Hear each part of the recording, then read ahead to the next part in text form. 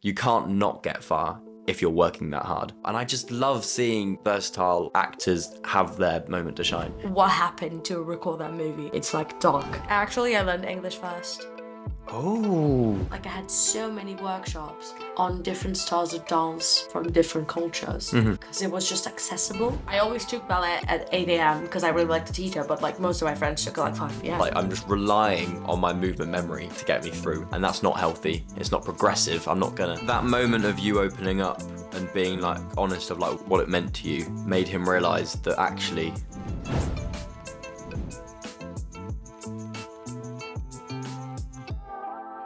Hello everyone and welcome to the Movement Theories podcast. My name is Josh and today we are joined by Leão. Exactly. Who is here to talk about many things, including in that the difference between some of the training that you get in America, because you've trained in America, to what you get in England, because you're now training in England. And have you done much training in Portugal? Is there a system there? Yes. So can we add that into the equation, into the stirring pot?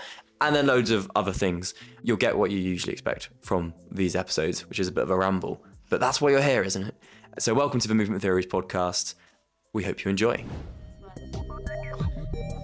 Okay, so Leão. Am I saying this right? It's Maria Leão. Kind of, But shortened to Leão. But you can say Leo. Leo. Too. Yeah, for the sake of the podcast. Of course. I'll see if I can.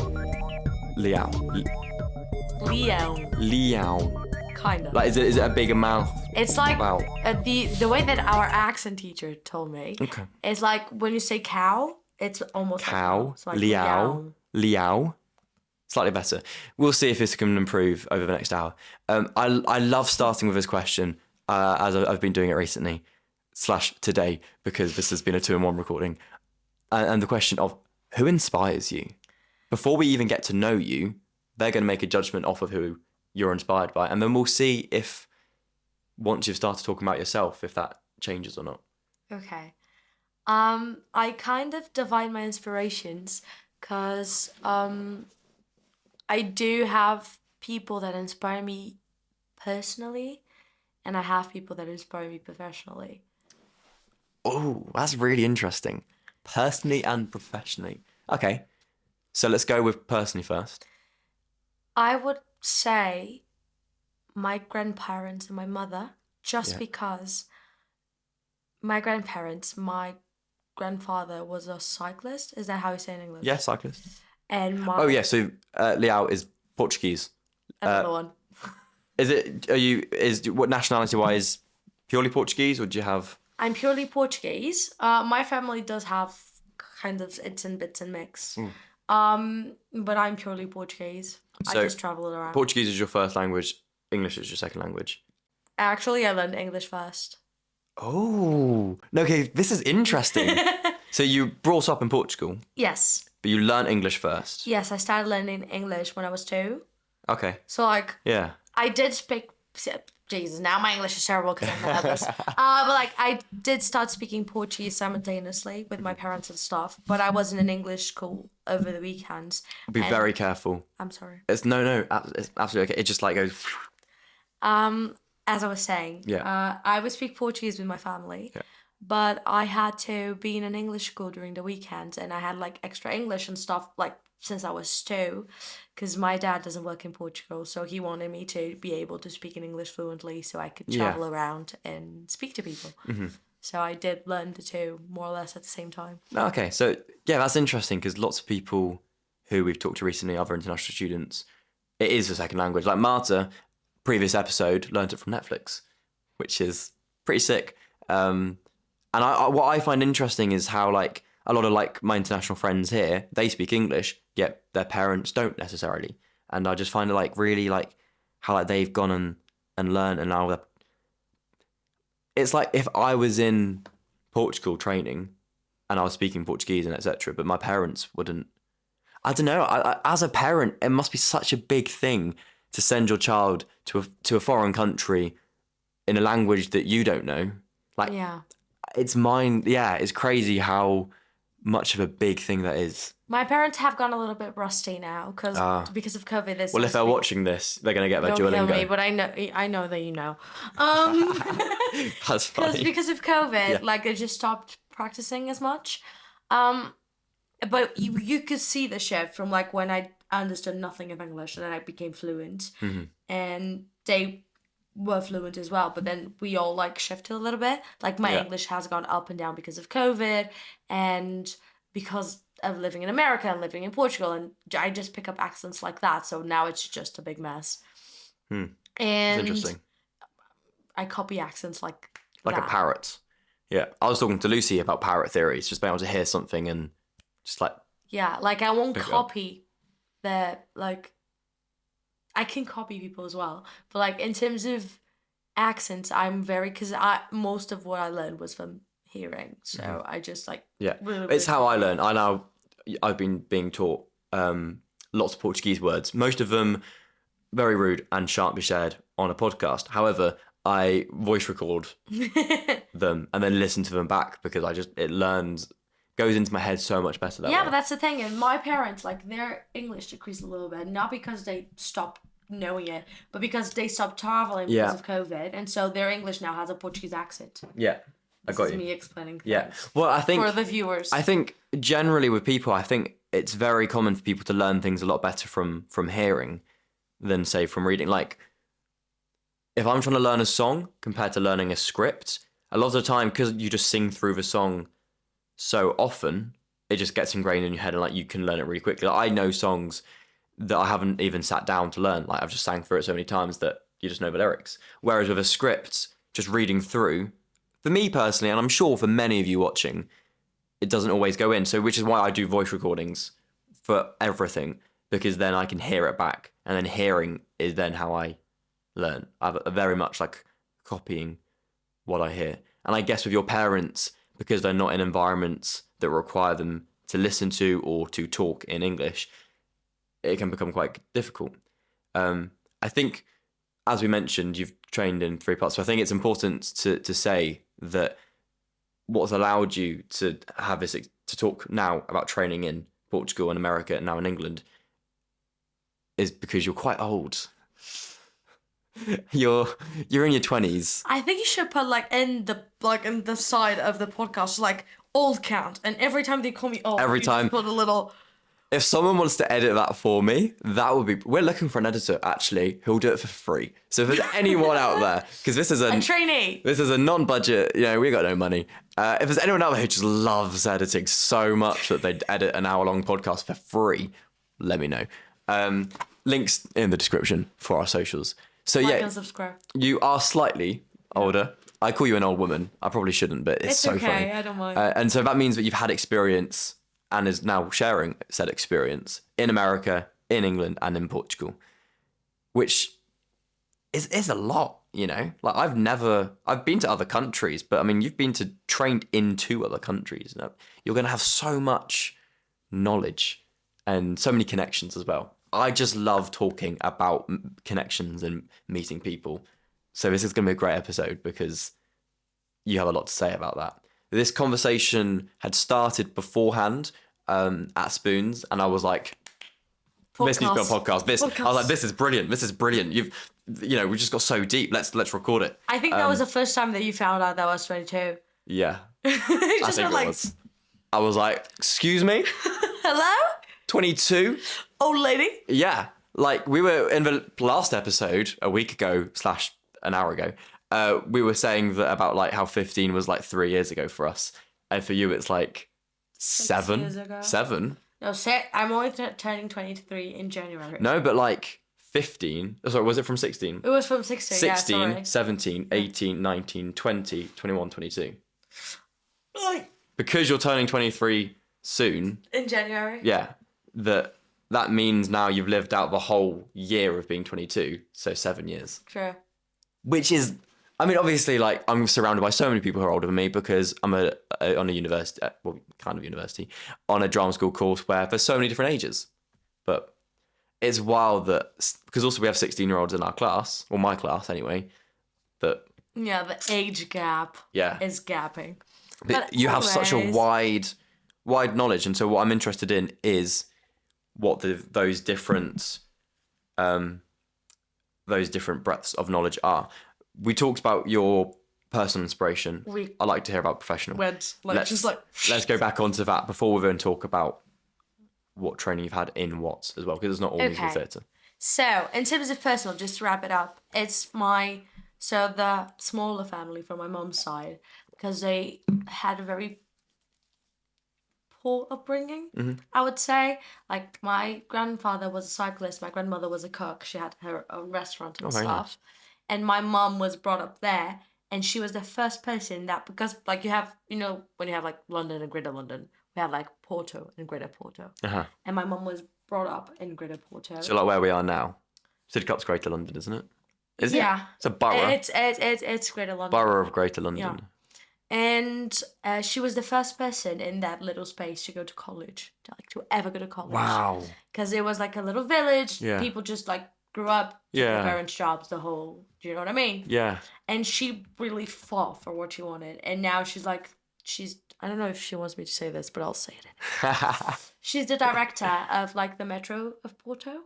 Metro. Like the tube system. Right. Sorry, it's only in my head that I think Metro and I think like Metropolitan Police. No, the tube system. Metro, right, yeah. Underground tubes. She's like in the board of directors. Nice. So she literally went from like that to that. Yeah. And that's very inspires impressive. me. And in terms of like the way my grandmother and my grandfather always lived their life and enjoyed it, and like their whole kind of being, and like my grandma is like my mom. She will call me like every day. She has an iPad just to FaceTime me, and she just puts it in the cafe and shows me to everyone.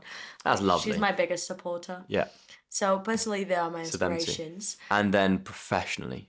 Professionally, I do have like old ones and new ones. Okay, I'd like to hear both. I'm an old soul, as we normally say, and my favorite artists are all like Judy Garland-ish and Tina Turner-ish. Mm-hmm. So there's a lot of people that I follow from that time that really inspire me. Like Judy Garland inspires me so much. Her whole career process was so difficult, and she was still such a big star and such a big icon, and was able to embrace and create so many good things. I feel like I mention all the time, as a very new person to the scene, very uneducated person. Okay. Can you educate me a little bit more on her, like more about like who she is, what she's done, just so I have a bit of context? You will recognize her from. I'm sure I will. Yes. Wizard of Oz. What the like Broadway? The film. Oh. She's the original Dorothy. Oh, okay. Okay, okay. Yeah, it's a big time. Yeah, and I don't want to like trigger warning anyone, because like the whole process was very difficult. Like she couldn't eat. She was always smoking, so she would be skinnier. Like if you go through, I don't want to ruin the movie for anyone, but if you go through like what happened to record that movie, it's like dark. Wow. And her whole career was a little bit like that, because she was a child actor. Mm-hmm. So they normally had like, like a very tough career and a very like constricted career. And she still was able to like create a brand for herself and have solo shows and work on and grow her brand. Like she worked a lot with like Fred Astaire and Gene Kelly and stuff like that. It'd be really interesting to do a podcast about being a child actor, maybe with someone who has like a lot of like professional experience as a child doing that, because I think there's just so much to unpack there. It is. Future episode. Yeah. If you were a West End child actor superstar, let me know. Call us. But yeah, so she is an inspiration, even in the way that she sings, because I studied jazz before I studied musical theatre, but we'll get into that. Yes. And a lot of the jazz that I sing is inspired by her, like 1920s stuff. And at the moment, I would say Meryl Streep. Okay. Because in the film Mamma spectrum, there was the first show that I ever saw in the cinema without subtitles, because I was already fluent in English. A while ago. Yeah. And all that she's done, she's just so able to grasp a role and just like make it hers, if that makes sense. And the thing that I'm least confident in is acting. So having such a specific and curated point of like observation is so important, because if you like compare Donna and you compare, as we were speaking about Mamma Mia, and you compare The Devil Wears Prada, it looks like I'm going to watch that soon.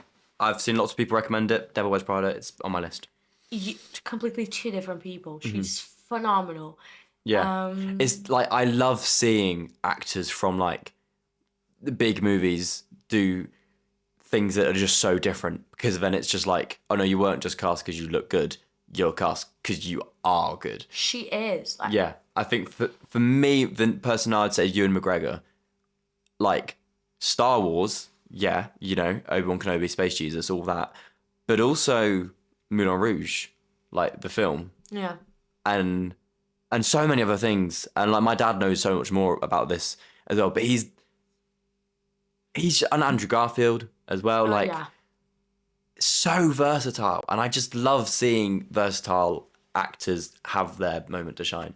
And so I'll be really interested in Meryl Streep Yeah. in kind of a different light, because I've watched Mamma Mia a lot of times. As a kid, my mum would always watch it, and so I'd always watch it.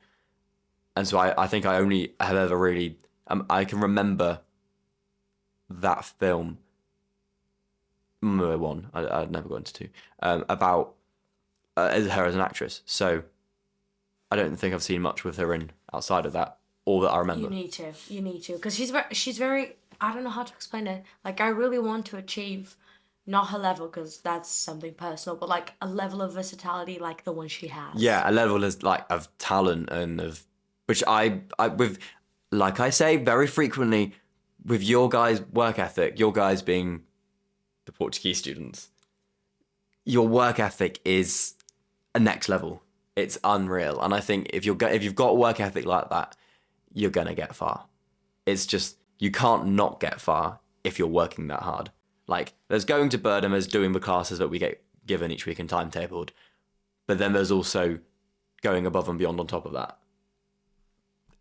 I love it. I just think it's so encouraging and amazing, and it's what I've wanted for so long. Like, the last couple of years, I've just wanted to be surrounded by like a group of people who are like up here, and so that I can look at and I go, I want to get up there, and it pushes me to get up there. Like, I never want to be the most talented person in the room, and at Bird, I am definitely not the most talented person in the room, and I'm always looking up to people such as yourself and some of the other guests that we've had on, and I'm just thinking, like, you guys are putting so much in, and it really encourages me, and I'm sure other people, but I'm saying this from my own experience, it encourages me to do the same, because now I never really have moments where I'm like, oh, I'm not sure if I can bother for that. Like, I feel like my mindset is really changing. It used to be very fixed. It's starting to get more into the growth mindset. It's a challenge, but it's starting to, you know, I just think you guys are great. So those are your professional inspirations. Now what I want to talk about is what training you've had so far before this, because you have a degree already. Yes, I have. And now you're here getting another degree. Another one. Just casually, just, you know, getting them all. Tell me. Come on. Gotta catch some. Sorry. I said it's fine. That's a clip. There's already a clip, you know. We'll bring it up into every episode. But I think firstly, crazy that you've already got a degree and that you've like now decided this is what you want to come and do. But also crazy from what I've been told about already, and we'll go and discuss like some of the things that you've done in between that time and the training of the people that you've met. You're a very impressive person. And lots of people I get on, very impressive people. I want to talk to impressive people because I love talking and learning through conversation. So what was the degree that you got, and then what kind of shifted your mind to come in the direction that you are now progressing in? Okay, so in high school I was doing normal high school just like Kaya's. So I was doing sciences with biology, everything. And at the same time, I had already found out that I wanted to do musical theatre because I found out quite early. And I was doing jazz at the moment, so I was like doing singing jazz and a jazz course, and I wanted to shift for musical theatre. And I did shift on my second year of high school. Would you like one? Take a couple. We put them in the middle. No, this has been a conversation. I'm more of a savory kind of girl. Oh. Okay. It depends on my mood. But yeah. So I was doing jazz singing, but I wanted to shift into musical theatre. And in Portugal, in my city, there was the option to do a complimentary training. So what Kaya did was like a free course, which we call free course, which is Kaya and Marta and all the Portuguese are here, which basically is a 3-year course, but it's like semi-professional, semi-high school thing. Yeah. And mine at the time, now it's a free course, but at the time was complementary training. So I had to do a normal high school, and then I could do that at the same time. So I started at high school on the 10th grade, and then 11th I joined that course. So I was having classes in my school, which had like extra classes than a normal one because it was a private high school. I had classes from Monday till Friday, and then in the other school I had in all my free periods and Saturday. So I only had Sunday off for the whole of high school. That's intense. And I also like decided to do all the things with all my free time, so I actually had no free time. But that's a whole other topic. And so I did the high school in musical theatre and in sciences. And once I finished high school, I went into management in Lisbon, so I changed cities. And for a full year, I was studying in Lisbon from Monday to Thursday, and from Thursday to Sunday, I was in Porto studying musical theatre because I still had 1 year to finish. Yeah. So I would commute 3 hours each way and do 2 courses, just like in 2 cities. So I went into management at Nova School of Business and Economics, which is an international university in Lisbon. And once I finished my degree in musical theatre, I started doing workshops and stuff and trying to work as much as I could within the limited capacity that Portugal has for the subject. And once I got to my 3rd year in university, we had to do an exchange semester. And there was 1 slot for New York. 1 slot. And you got it? And I was like, I was not supposed to get it. Funny story. Okay. Because it was like a GPA thing. So it would depend on your GPA. Because for us to get into college, it depends on your GPA. It's not only the exams. Like, you need the full GPA to get into college. And it's like a competition. So the people that have, if they have 200 slots, the highest GPAs get into those 200. And the same thing with this kind of like for masters, for international semesters, like everything is through a GPA based, so a merit based thing. Yeah. And I had a good GPA, but it was not like top notch because I was doing another course at the same time. I was working, like I started working when I was 17, so I didn't have much time. What type of job was that? From like when you're giving like pamphlets in like events and stuff. We call it hospedeiros in Portugal. Okay. Just like, because until you're like 18, you cannot do like an actual job. So like at 16, 17, you can only do like part-time things or like. Yeah, that's slightly different here. Yeah, at 17, I was working on a beach on their activity team. Like we can only do part-time or like these kind of seasonal things. So 16, 17, I used to do that, and then I started working in cafes, restaurants. Okay. Classic, The normal empty student route, I would say. And so I didn't have much time. I had a good GPA, but like there were people in my class with like Einstein level GPAs. And one of my closest friends was also applying for New York, and he had a higher GPA than I did. And like it was fair, like if he wanted to go, he could, you know. I applied for New York and then I applied for Australia. And he was talking to me and he was like, oh, I'm also planning on applying to New York, and we were just chatting about it, and that moment like it hit me, like you're not gonna get it because he has a high GPA and he deserves it more. Yeah. And 2 days before the deadline finished, he sent me a message and he was like, oh, but why do you want to go to New York? And I started speaking like and telling him about the fact that of course I went to go to the university that we were going to, but I really wanted to experience my universe. And as I was not sure if I was able to ever move and like come to London and to New York to actually study it, I wanted to have like a little bit of what it could have been. But like I said this in the most like honest because he was one of my closest friends, and I was just like being very vocal about it. And I asked him and he was like, oh, because I love the city and and I was like, you're gonna love it. Like it was a very honest conversation because it was a competition, but I never compete, if you know what I mean. Like I feel like if I manifest enough and if I work enough, what is for me will come for me. And it has. You're here. Yeah, sure. It's not easy, you know, but it's not easy to be here doing what we're doing. You've got to like I've said, you've got to work hard, and I can really see that. So you had applied to New York. Yeah. This boy had applied to New York. Yeah.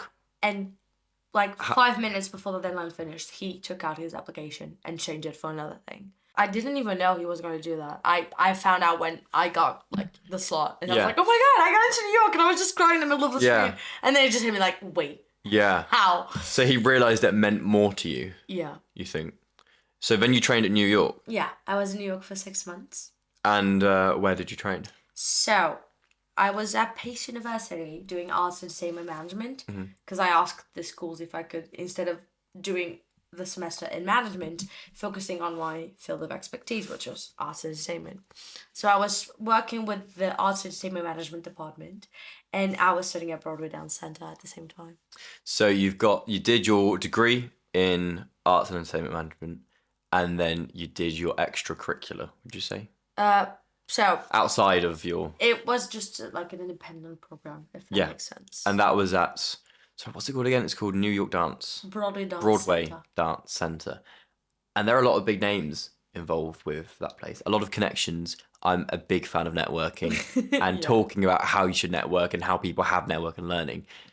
And it sounds from what we've spoke about so far that Broadway Dance Center was a massive networking opportunity, especially for you to be yourself. You being yourself led you just have some crazy interactions and stories with impressive people. Do you want to say a little bit about that? Maybe about the personal tutor system, how that worked and how that's affected you? Okay, so at Broadway Dance Center, they have two programs. A professional semester, which is more intense than the one that I was doing. And then you have the independent training program.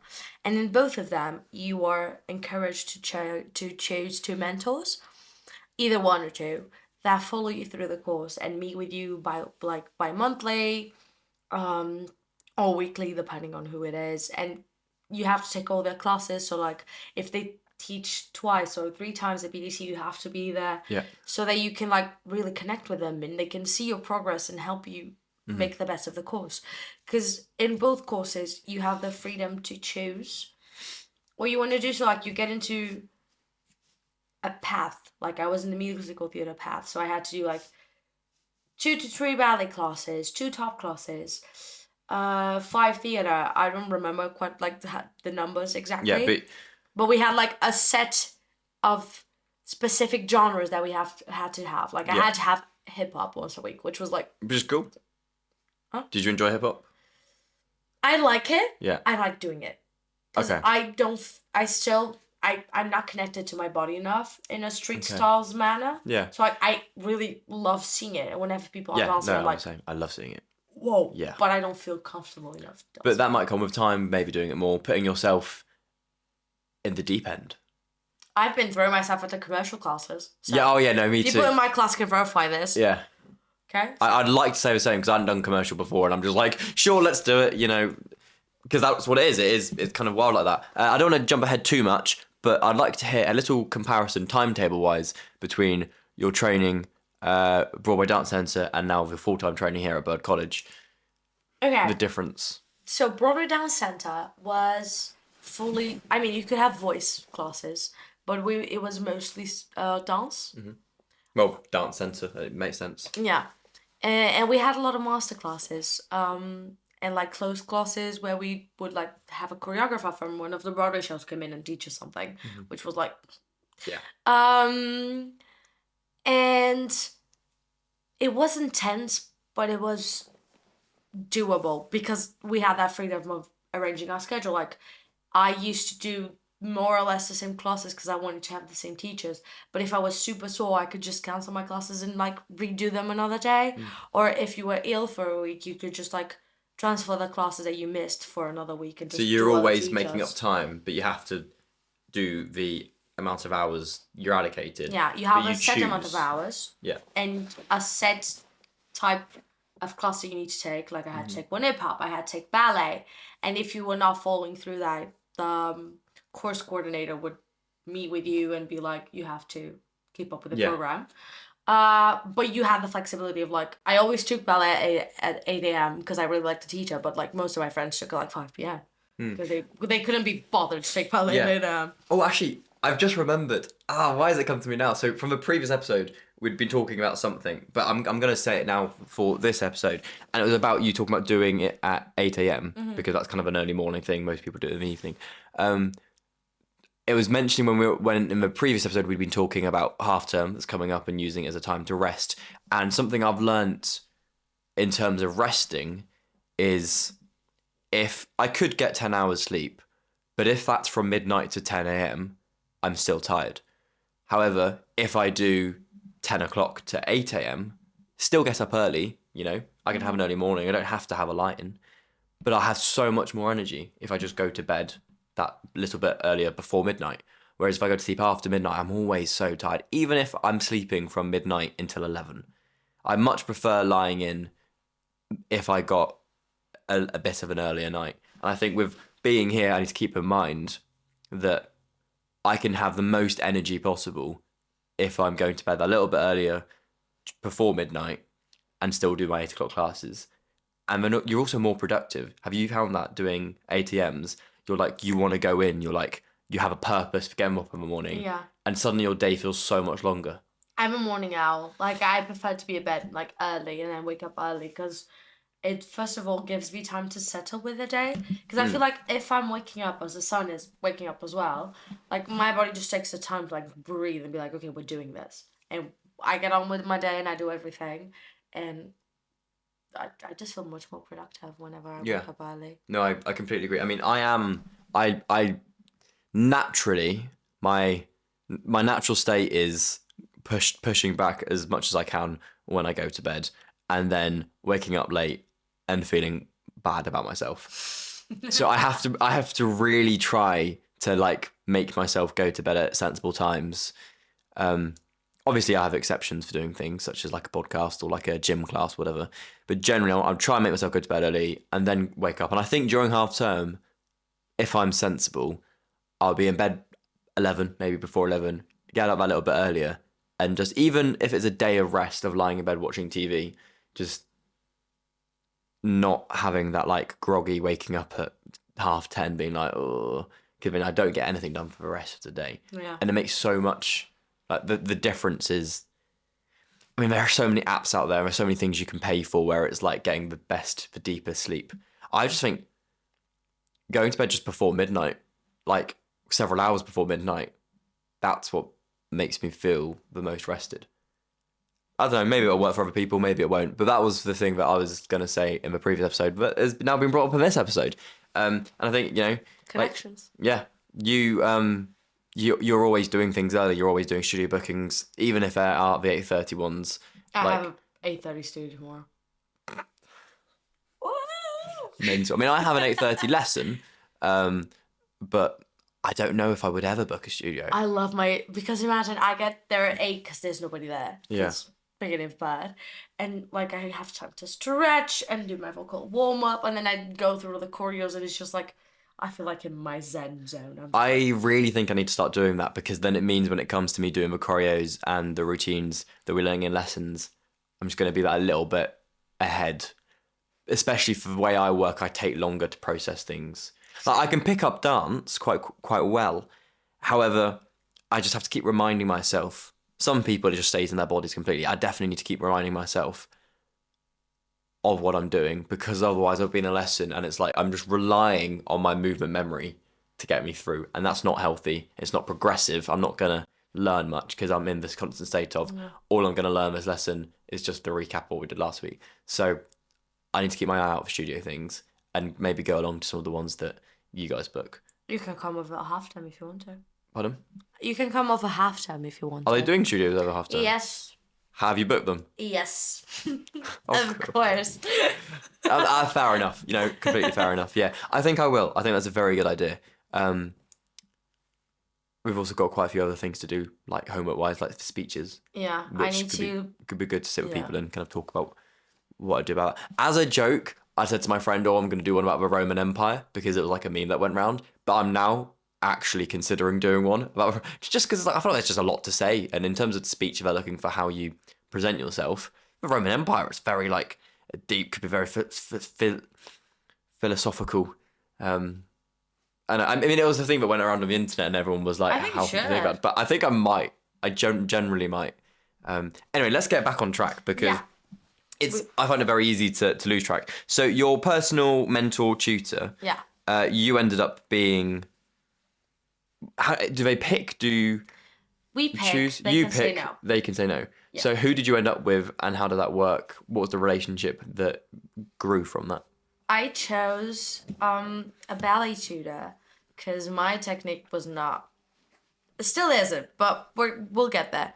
Because I really needed to work on my technique on ballet, so I wanted to force myself to have a ballet tutor. And she was my 8 o'clock tutor, and she would make me be at, I was gonna say bed. She made me be at BDC like at 7:15 every morning. 7:15. To make me go through all the things that I had done wrong, but like all by ourselves in like this massive studio for 100 people. And I would just be like, but it was the best thing ever, best push ever. I adore her. Yeah. And like she is a professional as well. Like she was a ballerina now. yeah, She's just and I guess you can take from that, knowing what she's done, where she is, where she's working. She's not gonna take shit. She's not gonna take half-assed. And so the fact that I know some of the story already, but the fact that you've ended up in the position you are with her is, I think it can only be a testament to the work you would have had to have put in for her to respect you. Yeah. Because it's very easy for a professional just to go, no, because there are other hard work people who work harder. But she ended up saying yes to your "can I work with you" request.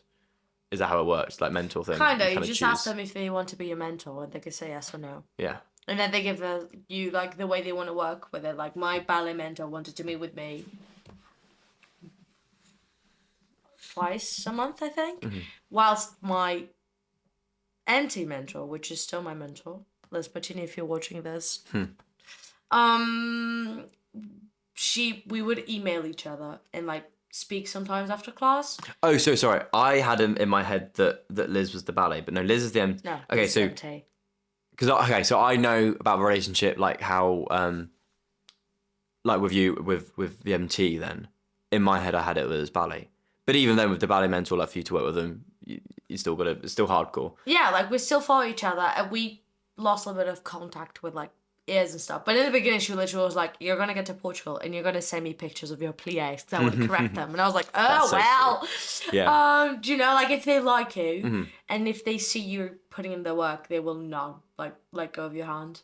Truthfully. Yeah, but I think that's so important because like they could work with anyone, and they're only going to work with people who work hard because they've worked hard to get to where they are. So sorry, it's your MT mentor, Yes, who would have seen the talent and the work ethic and gone, this girl is worth my time. Yeah. Because she's a busy girl. Sounded like she gave you a lot of time. So tell me about her, like what she's done, what's made her a mentor, and kind of what's come from that as well. So I'm not gonna lie, in the beginning I was scared of her. Okay. Because like she was so fierce in the way that she just like walked into class and be like, I own this, and she had the biggest studio at BDC, a full slot. Like there was no single way you could fit more people in that room. She would always sell out. She still does. Damn. As she should. Yeah. And she was just so like, I would see her dance and I would be like, I just want to like have that, not physicality, but like it was just so easy. Like it's not easy, dancing is not easy, but it just made it feel easy. She clearly breathes dance, and it was a style that I really enjoyed because there's various interpretations of dance. Even like the scene here in comparison to New York is like nothing alike. Yeah, we'll do a bit more about comparison in a second. And she just she would breathe through it and just own the space by herself if she needed to, and that really impressed me. And I was like, I wanna learn from this person and get to know this person. And she really took the time to help me. And I went through an injury when I was at BDC, and she knew that and still pushed for me and pushed me to work harder, and took the time. Like she would write me an email. Email. Email. Wow. Things to correct. Yeah. That's good. And the fact that she was such a staple and such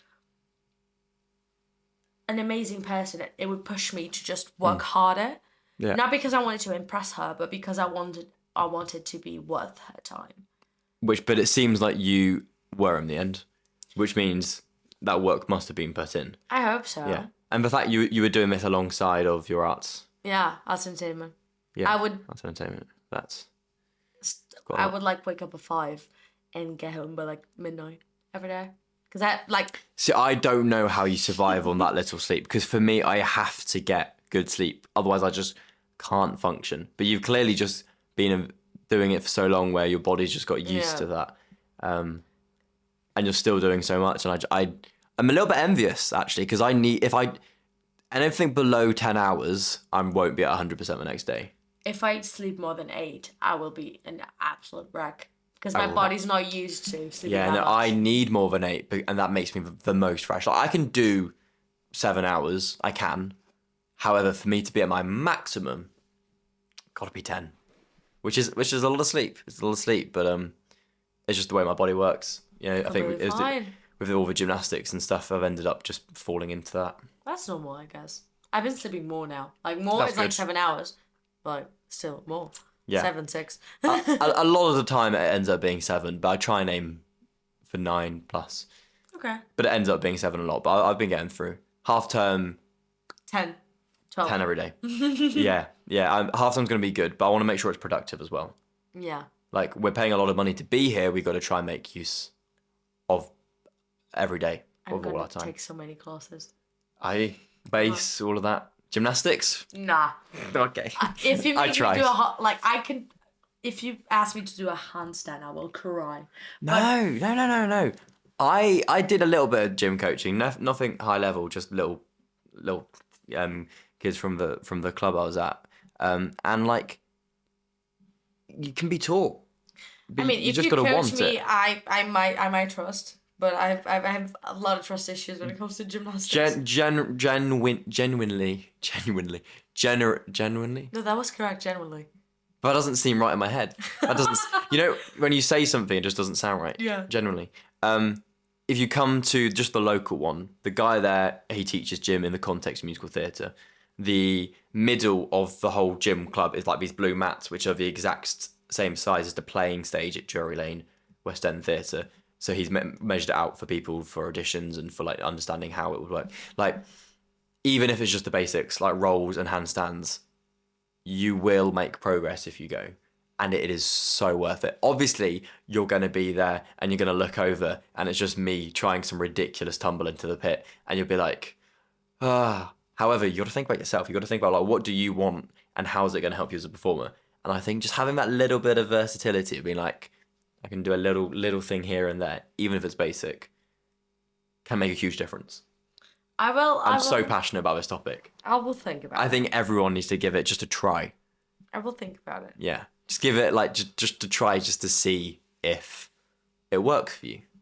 I would like to. Like, it's not something that I want to like shy of, but it's just like it still scares me. Yeah, I think maybe it's because like you'd be starting as an old woman instead of like when I started as like a 4-year-old. Yeah, fair. But again, I don't think it's something to shy away from. I think it's, even if it's just one, going to give it a try. I mean, this is the Movement Theories podcast, and I think every form of movement should be explored. I really want to get into more combat sports, even like Brazilian Jiu-Jitsu. I really want to, because they're just different ways of using the body and different ways of moving, and I just think that I just want to explore them, just be taught. You know, I think it would be fun. I probably wouldn't go very frequently, but I've sent a little email being like, "Hey, student discount, please," because everything here costs money. Oof. Yeah, I was meant to go to this event in London last night, and I put the train ticket, and then I ended up not feeling well, and I decided I'm not going to go. I'd forgotten that I put the train ticket, and I went, I've just wasted £8, and I was just like devastated for like an hour about the fact that I just wasted £8. I was like, that could have been 2 lunches. I was like, True. I'm thinking of everything as like what it's worth in value. I was like, that could have been 2 trips to Mackey's. That could have been 2 meal deals. That could have been like, and I was like, oh no, what have I done? And it really hurt. Like being a student, every penny counts. Yeah. Even if it's £8, I was like, no, that's too much. It hurt. It really hurt. Anyway, let's loop back because I love a ramble. But I also love looping back to the topic of conversation. I'd love to hear more about the comparison between America and Britain. I think this episode might be titled that. I had a light little plan. Who knows? I might think of something better. Is there a big difference? And is there anything that's really noticeable and that stands out? Even just like the culture and like the environment and like the people and the way maybe different like groups of people work, what's normal, what's not normal. I'm just going to give you a bunch of ideas of things maybe to think about in terms of the comparison, because I'd think there's probably quite a lot. Maybe also like the range of diversity of people. Is that different? Okay. You choose where to start. Yeah, I was just thinking about it. Yeah, let's make sure the mic can pick it up. Yeah. Mm-hmm. I would say that dance culture is really different. Mm-hmm. Just not even like, I mean, even like as basic as the name of the steps. Like I took a full 2 weeks at bed to understand that a chant was a chug. What was what? A chant, which is like a jazz step. A chant? Chant. Was a chug. A chug. Chug. Because my whole life, they called it a chug. I won't lie, I don't actually think I know the names a chant. Yeah. Wait, how would that be used? What does it look like? What? It's when you're like in one foot and you go like, instead of like jumping, you just like. Oh, shunt. Yeah. Oh, I thought you said chant, like chant. Oh no. A shunt. A shunt. Oh right, no, I know what a shunt is. Okay, a shunt in America is a chug. Got you. Okay, yeah. I was thinking that I'm so uneducated, but no, a shunt. No, so it was just the accent. It was yeah. Bit of a mix. That's cool. So even as basic as that, but like even the way that people present themselves in the studio, I don't feel like I can make like a full comparison when it comes to classes, because BDC was a professional setting. Yeah. Like people that have lived, you know? Mm-hmm. Like in one of my classes I had Roquettes. Like I remember looking back and be like, oh. Yeah. So that the people here, we've got more younger people training, whereas BDC it was more of like an older, kind of current professionals. Yeah. Doing classes and stuff. Like I could compare more like BDC and Pineapple than probably like BDC and Bird. But even Pineapple is just like you sign up to go whenever you want. Like. But BDC also has that. Oh, BDC is the same. But then you were in like an actual program. You have the programs inside of the sign up. So like we had to wear little wristbands that showed them if we were in the program or not. So like whereas next week I could book a Pineapple class, I could book a one-off BDC class. Cool. All right. Good to know. You should. You would love it. Maybe. I'm not sure. Bass maybe as well. Yeah. I'd like to do one that I can explore my acrobatic side in. I'd like to find a class with a choreographer where the style they're doing of a person that I can explore, because I know lots of like set choreography may not have that. So I'd like to. Why don't you try lyrical jazz? I've never done it before. Lyrical jazz is, please don't cancel me for saying this, but lyrical jazz is basically a lot of contemporary that moves through a specific song. So like all the songs like that I've danced to in the past couple of years, it's like Louis Capaldi, Adele. Okay. Do you know? It's like deep and feeling stuff. And a lot of the teachers give you freedom to improv when most people show tricks, or they give you the option to do a trick or like a more heartfelt thing. Because I mean, I'm loving Bird. However, it's such a weird thing to say. I'm loving Bird, and what I've noticed is because we're first year, it's very much going back to basics, learning all the technique. And so like I've got so much like I want to like show off and try, but I've got to remember, no, I'm here to like learn all of the technical dance steps, go through all the basics, especially because I haven't done so many of the styles. And like the choreography and the routines that we're doing is very like, it's like, you know, you do the steps and it's all like, they all have in jazz, some of the warm-ups or in commercial, like everything we're doing when we repeat it, is to get this new idea kind of in our bodies so that we can second year take it to that next level. Yeah. But I think it would be fun maybe to go to a lyrical class. I'm going to do a Just to couple try. in halftime. Okay, I just I went think I to will. one this week with one of my teachers from BDC. She was teaching at Pineapple. So I was like, bomb. And the tricks that some of the guys did there, because they give you the liberty, because lyrical jazz is a lot about exploring the body and exploring yourself within a lyrical song.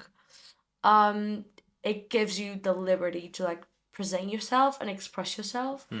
Like, it was very interesting in the class. I was dancing with a guy, because then that teacher specifically, she like normally calls out some people to dance or on their own or like with another person. And I was dancing with a guy, and whilst in the end he did a backflip, I did a more heartfelt thing, and both of them worked perfectly together.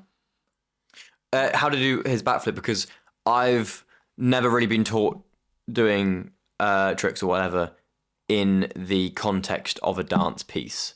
It's always like, here is the... So actually, I'm going to put it this way. I've been taught tumbling but not tricking, because like I can be on the floor and I'm going to do this tumble that moves across, but it's never like dancing, pull out a trick. I've yet to really be taught or how really explore fusing movement and dance with tricks. That's why she should go to lyrical jazz, because literally the first thing that most teachers do, I don't want to say all of them, because it really depends, it's play the song that you're going to dance to and let you improvise for like 3 rounds of the song. Okay. So that you can get the feel of it and understand what you want to do. And like, if there's a high leg, you don't need to do high leg. You can just do a kick if your emotion through the song is more driven by a kick. I feel like I probably would quite like dancing with a lot of emotion, because I feel like it's just quite nice, but I don't always get the opportunity. Like contemporary doesn't always have that. It has like sometimes of a story that kind of goes, not a story, but like the stimulus and the story behind the stimulus can be good, but it never feels really like all heartfelt emotion. So I'm interested to do that. I think that would be really fun, and especially watching people who know how to do tricks in the context. Also, going to this gymnastics thing, there are lots of tricks that I want to learn. I can do the tumbles, but tricks are slightly different to tumbles. Yeah. Like if you do like big jumps and twists and spins and stuff, I don't know how to do all those, but I feel like I could learn. I've just not been taught. Yeah. I like going to those classes because first of all, it allows me to express everything. Yeah. Like especially yesterday, I had a really rough day, and having a lyrical class in the end of the day was like such a breath of fresh air. And you get to learn so much from watching the other people, because they're just expressing themselves, but it gives you a gist of where you want to go. Yeah. Or like in which direction you want to. Yeah, that's amazing. So if we're going back to more of the New York versus training here in London, I gave you like a whole bunch of different like things that could be compared. Are there any more of those that stood out to you? We've talked a bit about here there being maybe it's kind of younger, whereas there it was like working professionals. Is there anything else that kind of jumps out that you think is quite different or maybe similar? I think the hair specific training is something that's more valued, I would say. Because like in New York, it's not that I don't feel like it's a truth in the industry that it's not especially necessary for you to have a BFA to work in musical theatre. Whilst here, I think it's something that's a little bit more acknowledged. I think so. But I don't think people necessarily acknowledge, like, I think all they acknowledge is the fact that you've got got a degree. They go, oh, you've got a degree in something performing arts rated, cool. But then they won't be like, oh, what did you get in your degree? Or not. It's not necessarily the specifics of it. It's just more like you have one. Yeah, exactly. And I like the culture is very different, I would say. I feel like New York is a little bit more diverse. Okay. But the country itself, like the country, not the country, like the city and then within America. Yeah. I'm not illiterate.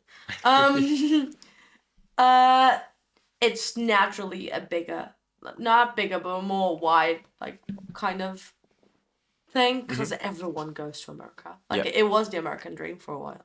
So you do get to connect with a lot of people from different backgrounds, Yeah. and you get to experience a lot of interpretations in dance. Like I had so many workshops on different styles of dance from different cultures because it was just accessible. Yeah. Okay. And I do think that it was important for me to do the path this way, because being a girl that came from Portugal, when I went to, I'm a very rational person. When I went to New York, I was like, I'm going to apply to BDC. I'm going to bring all my shit in my backpack. Like, half of my bag was shoes. And I was not even sure if I was accepted into the course. Yeah. And if people give me the time of day, that means that I have, like, an opportunity. In the sense that, like, I don't think people should ever give up on their dreams. But there's a time in your life that you get into a point that you have to understand if it's feasible. And I knew my circumstances. I knew that I was a girl with zero technique. Like, I call myself a mover with an attitude. I knew That's that I fun. was a girl with a lot of passion and a lot of hard work. Like, you give me a script and I'll know it the next day. That's good. Yeah. But I don't have still the tools to present it in the best way, if that makes sense. Yeah. So, like, I knew that I had the passion and everything, but there was stuff missing. And I was already, like, 20. So I knew that there wasn't that much time to, like, change it like that. Yeah. So I had to face the industry to understand if I had a shot. Because, like, Yeah. if I faced the industry and everyone ignored me, which is kind of a culture in Portugal, especially in comp. Blowing fire alarm. Well, so, like, I had to understand if I had, like, a shot or not. Not in the way, like, it's either this or I'm gonna give up on the area, but, like, if I wanted to, like, throw myself out and go abroad and just, like, aim for the West End or for Broadway or whatever, or for the dream roles that I have, I had to be like, okay, you need to understand if this is feasible, or if there's any other path that you need to consider for you to be happy and still don't be delusional. And so when I got accepted, my whole focus was like, of course I want to improve, but I'm aware of my limitations. So let's see until which point, like, people value me. And a lot of the things that I got, even from Liz and from other teachers, was that, like, I didn't have the technique, yes, a lot of things were missing, but I grew so much in 4 months because I was just like that. Because I really wanted to grasp knowledge, I really wanted to catch things, because I didn't have half of those things in Portugal. Yeah. We didn't even have, like, empty jazz in Portugal at the time. And tap. Like, I was the best, one of the best in my school in tap. And I went to level 0 at Broadway Santa. Okay? We went from one of the best to 0. But I think that's the exciting thing of suddenly not being the best in the room, realizing, wow, there's so much more for me to learn. Yeah, but I was just saying best, like, as I could. Like, I was not saying that to consider myself the best. I was just, like, in the upper level of tap. Yeah. So you were in, like, doing the high level of tap in Portugal, came to America, suddenly it was the low level. Yeah. Yeah. Because that was the availability we had. Like, Yeah. I have a whole black market of things in my computer that I spent, like, 10 years collecting so I could study musical theatre. Yeah. And, like, people gave me the time of day and worked with me and made me understand that I had a choice and I had an opportunity, because technique is something you can grasp, but, like, if people do not recognize the rest of you, it's difficult to get a job. Yeah. It's just a fact. You're not only your technique or your talent. You have to be much more than that. You have to be your work ethic. You have to be your personality. You have to be your passion. You have to be the way you give yourself to the work and the way you give yourself to your career. Yeah. And all of that combined in those 6 months made me grow so much as a person and as a professional, and show me, like, I was literally, like, a little grain of salt in a massive industry. Yeah. And people knew who I was. Which is so nice. People that I admired, and people that were examples to me, like Liz, or like my ballet tutor, or any of the teachers that I had, recognized that I had something and that I could grow out of it. They didn't, like, this was not, like, a general thing. Of course, there's teachers that do not vibe with you, but that's normal. Yeah. You're always going to have... You can't please everyone. Yeah, of course. And We've talked about this. Yeah, and you're always going to have people who you get on better with. And I think it's good to acknowledge that and to be like, no, it's okay what I'm doing, and not to worry too much about things that are out of your control. But it did show me, like, this is possible for you. Yeah. Like, it's something that can be possible. And that's what made me decide, like, I'm gonna fulfill my long life dream and be like, And so try. you auditioned for Bird. I auditioned for Bird and for other schools. Oh yeah, I yeah, eventually same, chose Bird. And I knew that I was going to be thrown at the basics, and I was so glad that I was going to be thrown at the Me basics. too. Oh my days, me too. Yeah. It's been so nice because I was like, if I'm having to come here and we go into the high level, whatever, I'm going to be freaked out. The first 2 weeks we did fairly intermediate stuff. Yeah. Which I found challenging, but actually I think I really benefited from that because then when we came back to basics, I just felt much more comfortable.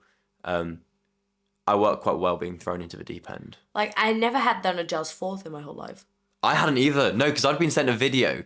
Ellie came on a previous podcast, and this was during the summer, and she's talking about jazz fourths and like how like low that they have to be, and I was like, I've not done a jazz fourth before. That's the thing. Like, I had dance experience, but not like this type of dance. I had like comp jazz, and that was it. Yeah, it's been so strange because I've always considered myself a dancer first, and I am a dancer first. However, only in contemporary.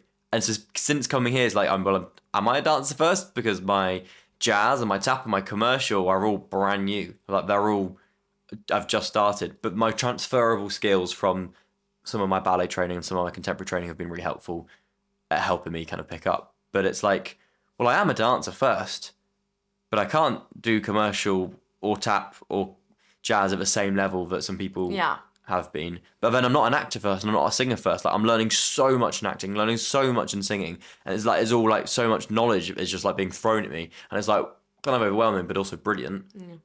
And all I have to like fall back on is like, well, I'm a gymnast first, I guess. I was speaking about this with my flatmate today, and I literally told him, like, what you are first does not determine what you like the most. It's mostly what you're most capable of grasping first and with technique. Do you know what I mean? Yeah. Like, he has an amazing technique for singing and an amazing voice, but he doesn't consider himself as dancer. Like, he was not considering himself a singer first. And I was like, you're a singer first. You just prefer dancing, which is totally fine. Like, I love dancing. I'm fully aware I'm not a dancer. Yeah. Hold that thought. Yeah. But technique-wise, I'm a singer first. He also is. And you are, like, a contemporary dancer first, and that's okay. And contemporary gymnastics. And in the end of the course, you'll be able to fully determine, like, if you're an actor first or a singer first or a dancer I'm really interested to see where I end up going in terms of, like, because I know what I'm enjoying. I'm really enjoying the singing. I'm actually, really getting behind the acting because now I've been equipped with techniques that I'm finding really practical and I'm using now, because we're not told to use them in our MT and our acting stuff, but you can because you got taught them. So it's like, why not? Why wouldn't I use what I've just been taught? And I'm just finding it quite. Pardon? That's being smart. Oh, being able to transfer. Yeah, it is. Well, it's like I've been taught this. Why don't I just use it in my other classes? But I'm finding it not necessarily easy, just not as hard. Like, it's not easy, but then I always used to view some of these things as being really hard. But now I'm just realizing, well, if I just put the work into my own time, yes, it's still hard doing it in lessons. It's not easy to do it in the lessons, but it's not actually like as worrying or hard. Like, I go into lessons with an idea of what I want to get out of it by the end. Yeah. Because I've like done the prep beforehand. I keep reminding me to do the prep beforehand. So I if I'm ever slacking, I want to be told. I want to be reminded because get picked up again. Because then I go into lessons and I'm like, I know what I've got to work on. So why would you go into your acting class and what you take from a lesson is, I learnt my lines a bit better. Why didn't you learn your lines better a little bit beforehand? So in the class, you've developed your character. Yeah. You've remembered the scene. You've told the story more convincingly. That was me in my drama classes and A-levels being like, I'm off script, guys. And that's all I would think about. And since I've been here, I'm very much more, and I've been taught this, I just never took it in. My old teachers would have taught me this, it never processed. That it's like, no, do that beforehand. And then I can come up with the lessons being like, I made some really bold decisions today. I really stepped up how I'm going to play this character, or this worked really well and I can see what I've done there, and then go home and review that. Because I would always just go home and be like, oh, I got through the script. I managed to get through the lesson. My lack of work, I managed to pass. Like I managed not managed to pass, but like I managed to like get past. I managed to not be called out by the teachers for not doing enough. I'd always like just done enough. I've just managed to get away with it. Well, actually, that's just so stupid. Like, why am I? And I think maybe the eye opener for me was going from drama at my school in free education to now acting with in an environment like Bird in paid education. Because now I'm going, well, I'm paying a lot of money. Why would I waste my time? Yeah. So that's been a massive thing. I don't know how I got onto this topic. I can't remember, but that's been a massive thing, of like, and for singing as well, and for dance. Why am I trying to just do enough to get through when I could do that bit in studio bookings, which I will do more Eventually. often.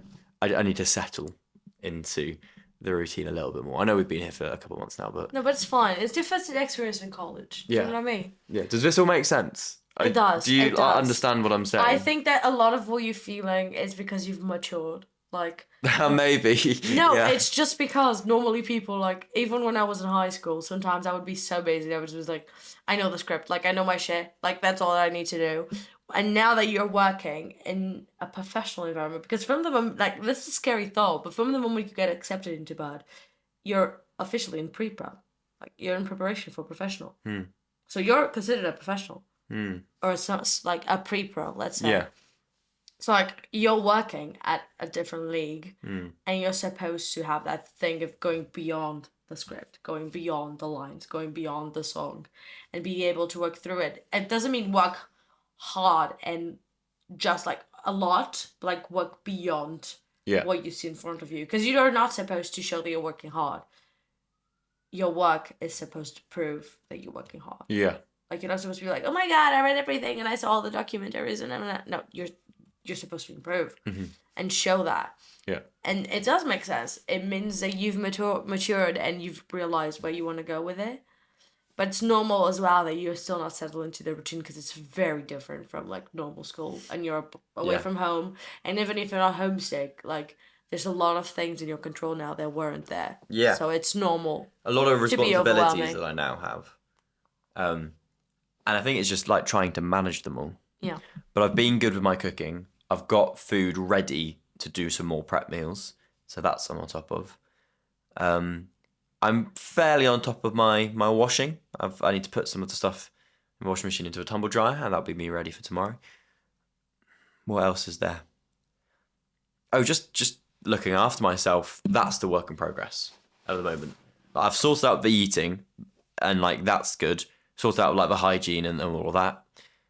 I think I just need to be kind to myself and let myself rest more. And I'm starting to.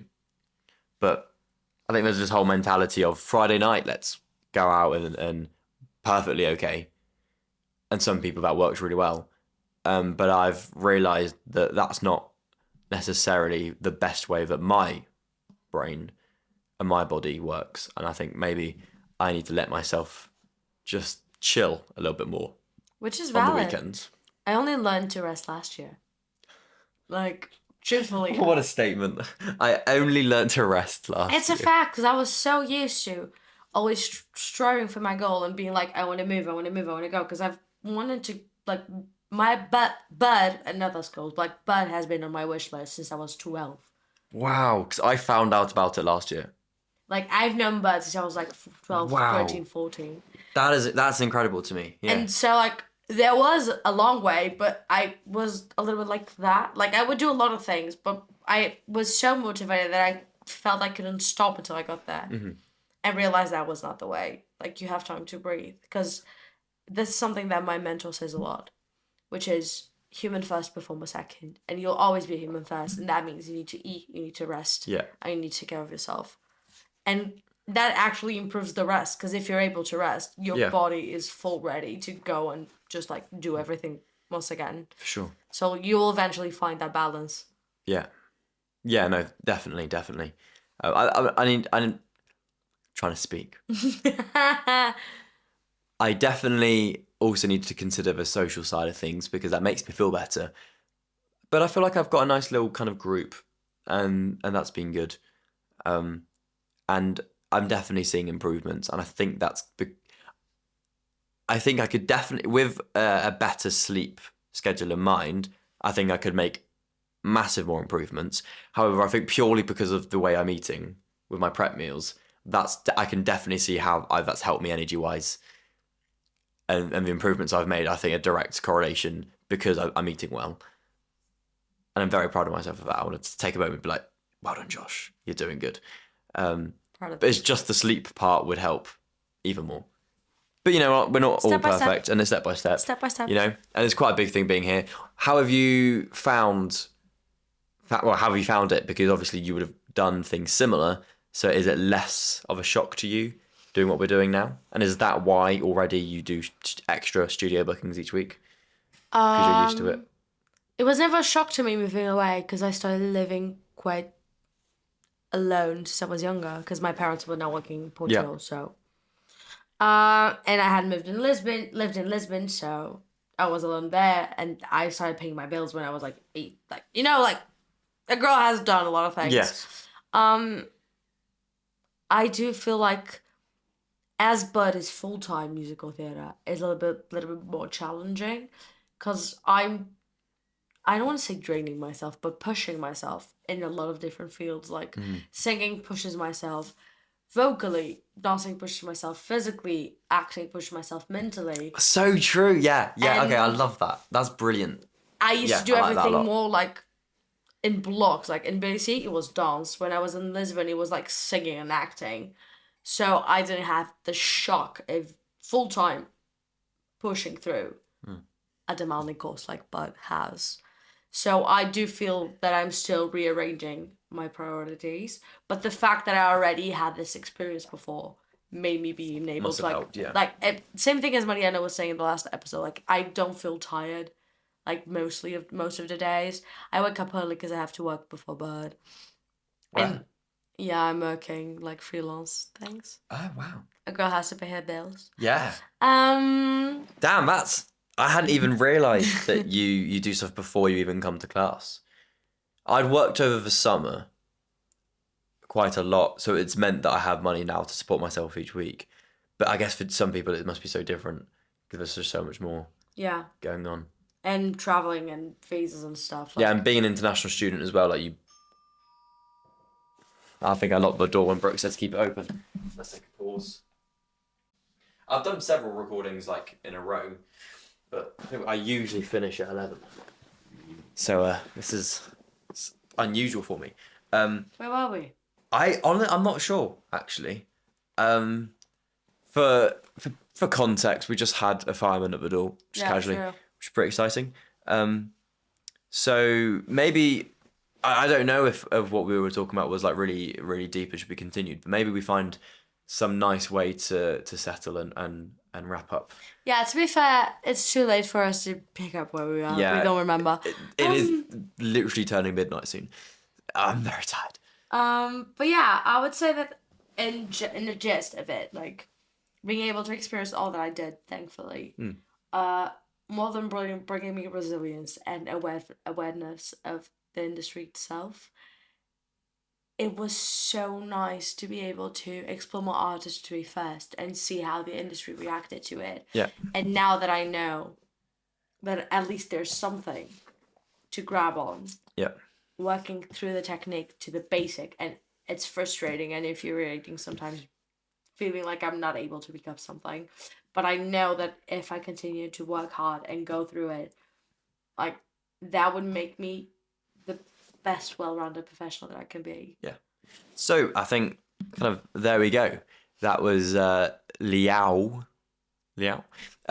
experience kind of between America and Portugal and England. I think we've kind of heard a lot about the way that it works in America, how it's kind of working over here and the lack of opportunities, say in Portugal, that I think will start to hopefully in the coming years will be built upon, and maybe some people will go over and set some things up. I would love some of you guys in the future to create Portugal's West End. I would love to. I don't know if the country's receptive to it, but that's a whole nother subject. Yeah. You know what though? The support we got from the Portuguese theatre community on the last podcast was insane. So Maybe. I think it's possible. We'll see. Maybe. We'll see how it goes. So yeah, this has been the Movement Theories podcast. Really hope you've enjoyed the episode. I always forget to say about the whole subscribing and liking thing, but it means a lot, especially when people leave nice comments. I love that. And so yeah, if you watched it this far, and if you're still watching now, even though we're finishing up, then yeah, if you check the little sub button, I should probably say this at the beginning, but it'd be great if you could do that. Support George. He deserves it. Oh, thank you. This has been the Movement Theories podcast. I am Josh Cambridge, the host. Let's end with some energy. We will see you next week. Goodbye.